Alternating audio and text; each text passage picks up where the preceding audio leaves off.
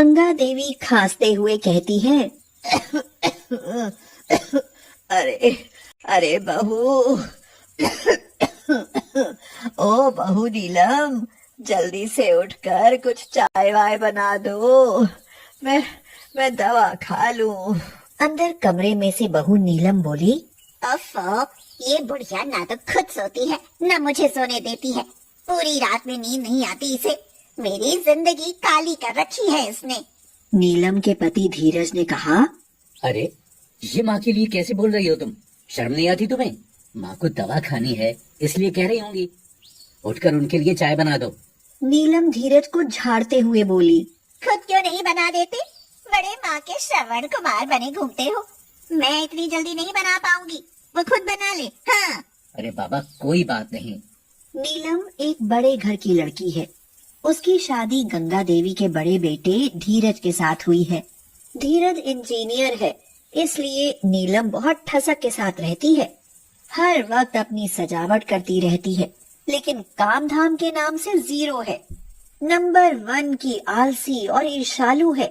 गंगा देवी परेशान होकर कुछ दिनों बाद अपने छोटे बेटे शांतनु की शादी एक गांव की सुशील और देवी की भक्त लड़की तारा से कर देती हैं।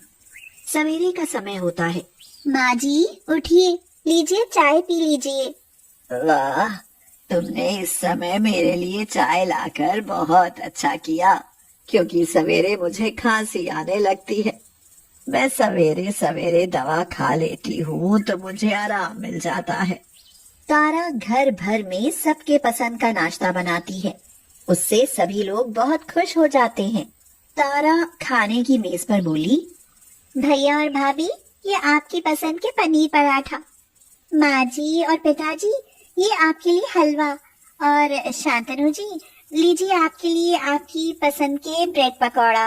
वाह वाह तारा, इससे पहले इतनी टेस्टी पनीर पराठा नहीं खाए। तुम्हारे हाथ में तो जादू है। नीलम गुस्से में धीरज को कोहनी मारते हुए कहती है, चुप रहो जी, इतना मक्खन मत लगाओ। अभी तक क्या घास चल रहे थे घर में? इससे पहले इतने टेस्टी पराठे नहीं खाए। हाँ। धीरज इंसल्ट फील करते हुए गुस्से में कहता है, मैंने ऐसे तुम्हारी तरह बोला था कोई? गंगा देवी ने डांटते हुए कहा, चुपचाप नाश्ता करो सब। अब गंगा देवी नीलम से बोली, तुमसे तारा की जरा सी भी तारीफ बर्दाश्त नहीं होती, लेकिन तुमसे वह हर बात में अच्छी है। नीलम ने मुंह बनाते हुए कहा, हाँ, ये तो टाइम आने पर पता चलेगा। अब नीलम हर वक्त तारा को नीचा दिखाने की ताक में रहने लगी। कुछ दिनों के बाद नीलम के बेटे सनी का बर्थडे आता है। बड़ी धूमधाम होती है। नीलम फोन पर कहती है, हाँ सुनो, केटरर से कह दो ना कि केक का डिजाइन बिल्कुल लॉर्ड्स क्लब जैसा हो।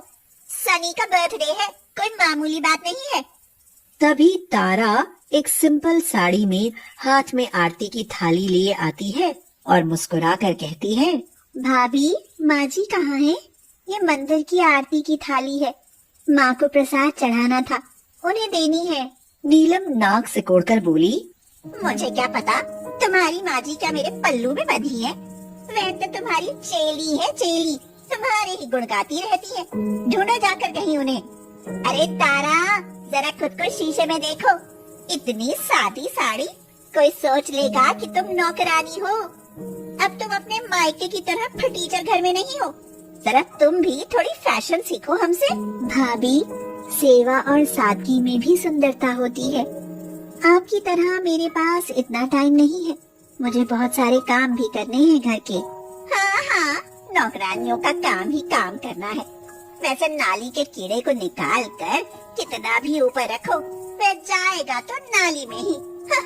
तारा उदास होकर थाली लेकर चली जाती है। नीलम के बेटे सनी की बर्थडे पार्टी होती है। खूब सजावट होती है। नीलम ने सब अपने ही सर्कल के अमीर लोगों और रिश्तेदारों को बुलाया है। एक मेहमान ने कहा, वाह नीलम जी, क्या बात है, आपकी तो शान ही निराली है। नीलम मुस्कुराकर तारा की तरफ देखकर बोली, हाँ, अपनी दम पर सब किया है। कुछ लोगों की तरह ऐसा भी कुछ नहीं कि सब भगवान की कृपा है, पर हाँ, कुछ लोगों को ये सब समझ नहीं आता।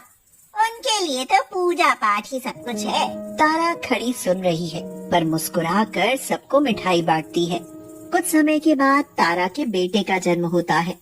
घर में खुशी का माहौल, ढोल नगाड़े, महिलाएं बधाई दे रही हैं।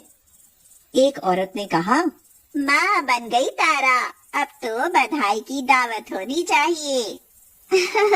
जरूर, इस बार दावत सबके लिए होगी, रिश्तेदार, पड़ोसी और वे गरीब भी जिन्हें कोई पूछता नहीं। शहर के सारे गरीब लोगों की दावत होगी। यहाँ क्या भंडारा चलेगा फिर? इतने भिखमंगों को बुलाने की क्या जरूरत है? इसकी पूर्ति कौन करेगा? मेरी देवी माता करेंगी, और कौन करेगा? मैंने मन्नत मांगी थी कि जब मेरा बेटा होगा तो मैं शहर के सारे गरीब लोगों को भी दावत दूंगी। हाँ, देखती हूँ कैसे निपटाती है तुम्हारी दावत, और तुम्हारी देवी माँ को भी देखती हूँ कि कैसे मदद करती है तुम्हारी। दावत की तैयारी होती है। बड़े से मैदान में एक सुंदर सा पंडाल लगा हुआ है। बहुत सारे हलवाई काम करने में जुटे हुए हैं। ढेर सारी सब्जियां और मिठाइयां बन चुकी हैं और हलवाई पूड़ी बनाने को तैयार हैं। एक हलवाई ने कहा, भैया एक बात माननी पड़ेगी, इंसान का दिल बड़ा होना चाहिए। अब शांतनु भाई प्राइवेट जॉब करते हैं, लेकिन उनका दिल इतना बड़ा है कि पूरे शहर के गरीब लोगों को भी खिला रहे हैं। मैंने आज तक ऐसा कोई इंसान नहीं देखा। हाँ भाई, ये तो है। उनकी पत्नी भी तो बहुत धार्मिक और सादे मिजाज की है। देवी माँ की भक्त भी है। उनकी जोड़ी बहुत अच्छी है। नीलम होठ बीचते हुए बोली, ये गरीब लड़की अब हमें टक्कर देगी। चलो देखती हूँ क्या करती है। हलवाई किसी काम से अंदर जाते हैं। तब तक नीलम सारा घी नाली में बहा देती है और घी की जगह केन में पानी भरकर रख देती है। जैसे ही हलवाई पूड़ी तलने वाला होता है, वह घी कढ़ाई में उड़ेलता है तो चौंक जाता है। वह घबराकर कहता है, अरे माँ, सारा घी गायब। ये घी पानी कैसे बन गया? अब पूरी कैसे तलें? अब तो सारे लोग खाने वाले हैं और यहाँ कोई है भी नहीं। अब क्या होगा? ये तो आज इंसल्ट हो जाएगी। हलवाई तारा को बुलाता है। तारा परेशान होकर कहती है, हे माँ, अब क्या होगा? इतने लोग भूखे बैठे हैं। तारा आंखें बंद कर देवी माँ से प्रार्थना करती है, माँ, ये सब तेरी सेवा के लिए है, अब तू ही संभाल ले। तारा हलवाई से कहती है, भैया, आप लोग इसी में पूरी निकालो। आज मेरी परीक्षा का समय है। मुझे विश्वास है देवी माँ मुझे निराश नहीं करेंगी। जिसका कोई नहीं होता उसकी देवी माँ होती है। हलवाई झिझकते हुए पूड़ी तलता है, लेकिन पूड़ियाँ फूल फूल कर निकलती हैं, एकदम कुरकुरी। दावत चल रही है। लोग पूड़ियाँ खाते हैं, सब तारीफ करते हैं। एक बुजुर्ग बोले, बेटा तारा, ऐसी स्वादिष्ट पूड़ियाँ तो आज तक नहीं खाई मैंने। नीलम यह अजूबा देखकर एक कोने में हैरान और डरी हुई खड़ी है। यह चमत्कार देखकर उसकी सिट्टी पिट्टी गुम है। तारा नीलम के पास जाती है और धीरे से कहती है, भाभी, माँ की कृपा से सब अच्छा हो गया। चलिए अब आप भी प्रसाद लीजिए। नीलम शर्मिंदा होकर सिर झुका लेती है और कहती है, माफ करना तारा, मैं जलन में अंधी हो गई थी। तू तो मुझसे कहीं ऊंची निकली। तारा मुस्कुरा कर बोली, हम एक ही घर की बहुएं हैं भाभी। ऊंच नीच तो बस सोच में होती है। दोनों गले लग जाती हैं।